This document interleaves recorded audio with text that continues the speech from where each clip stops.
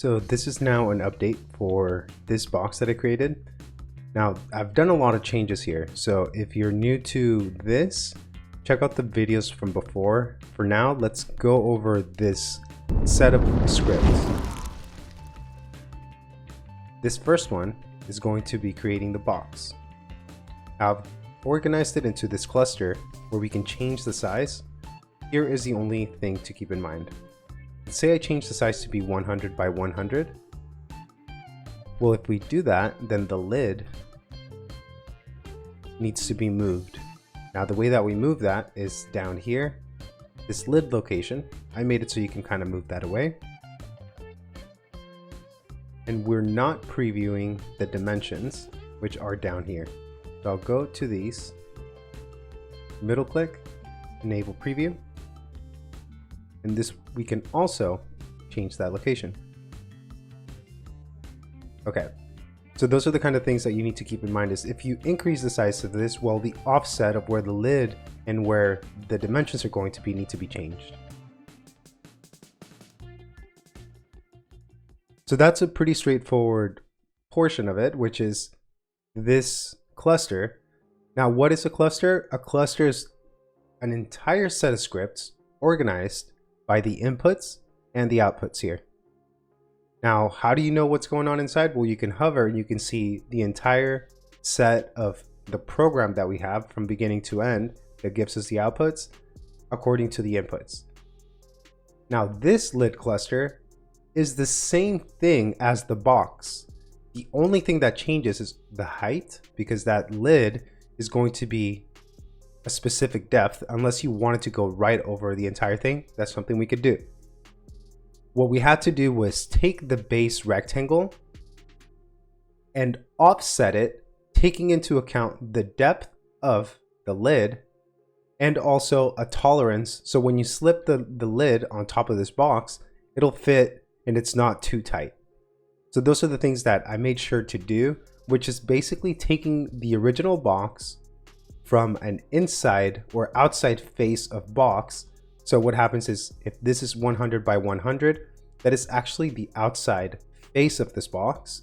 Where with this one, what we did is we actually offset it using the original dimensions and the original material depth, and we created the tolerance and the offset so it could be created from the inside box face of box.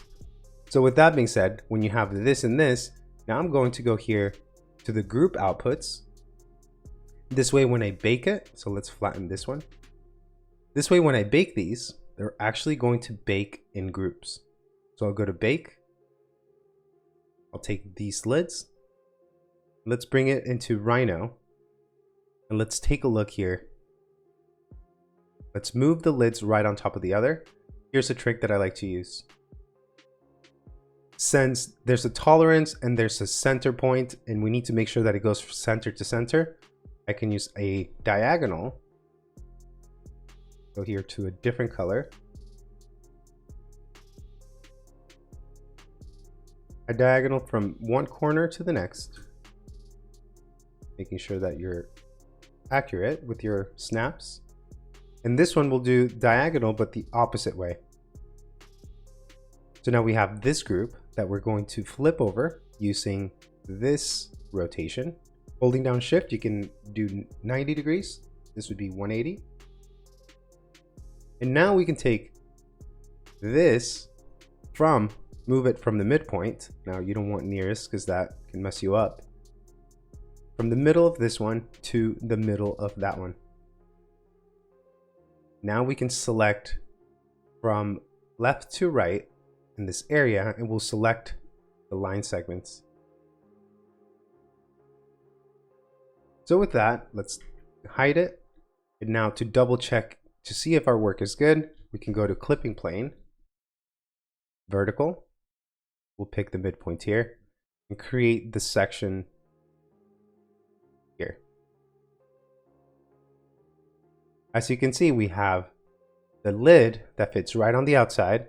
And now we can move this down. So I'll do move vertical down from this corner to this corner, and maybe move it up by the tolerance amount. So if it's 0.2, it'll be 0.2 up.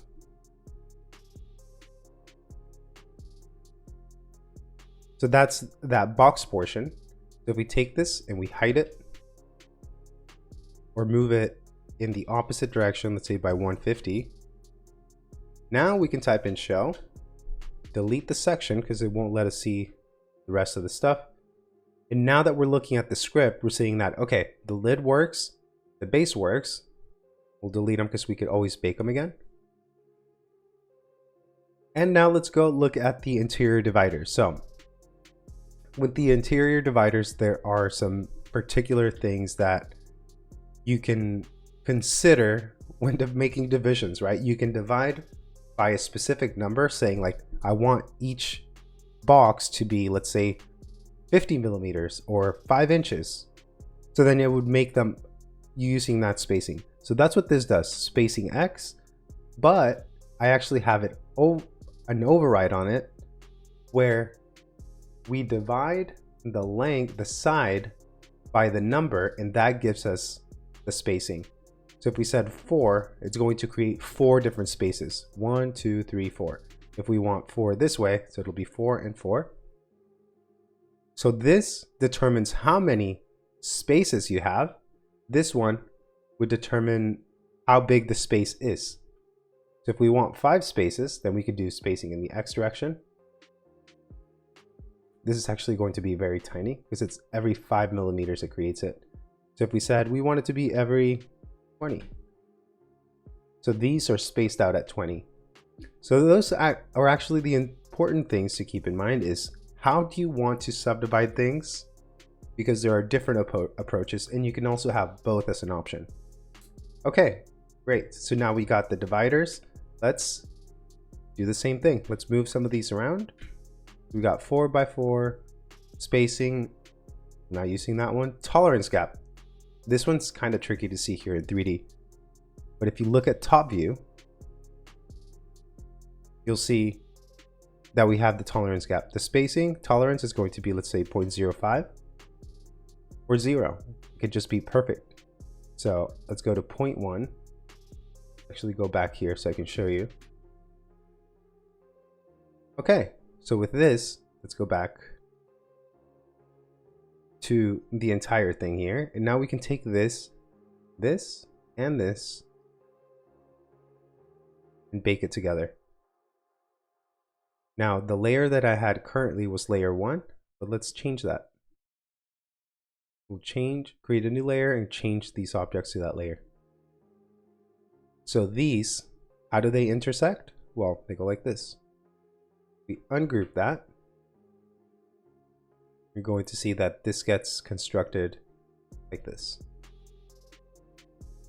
And if we wanted to do like an exploded axon so you can see how things are put together, then this we can ungroup, move this over, move that over, and the same with these.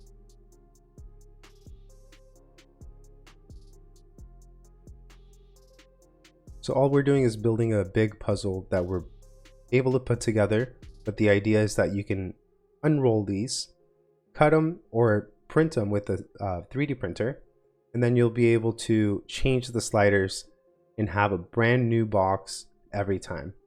So what you'll see here at the end is you'll see the entire work session, seeing how I organize these things. You won't see the full tutorial because I'm still working on that, but if you want to download this, go to my website, capettidavid.com. If you want tutoring or anything like that, you can also reach out. Otherwise, stay tuned for future videos, and I hope to see you on the next one.